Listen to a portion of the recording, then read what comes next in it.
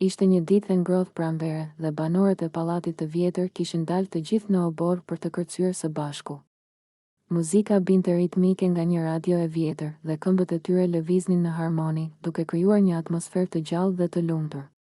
Benita, gjithmonë e kujdesshme, përpiqej të ndiqte ritmin, por në një moment u përplas pak me një prej banorëve që kërcente më energjikisht se të tjerët. "Ej, a je mirë?" tha Benita duke u tërhequr shpejt. Banori e shikoi me habi, ndërsa gjithë obori filloi të qeshte. Ishte një situatë krejt e papritur dhe askush nuk mund të ndalte të qeshurën e tyre të përbashkët. Një pjesë e humorit vinte nga mënyra e menjëhershme se si Benita reagoi. Duke I hequr dorën me një përzierje habie dhe turpi, "Çfarë po bën ti?" thirri ajo me një zë të ngjashëm me atë të një mësuesi që kap nxënësit duke bërë një shaka. Por banorët nuk ndaluan së qeshuri, disa mbulonin fytyrat me duar, të tjerë rrokulliseshin në tokë nga të qeshurat. Një burr I moshuar që gjithmonë e merrte gjithçka me humor, tha, "Ah, Benita, je bërë protagonistja e ditës."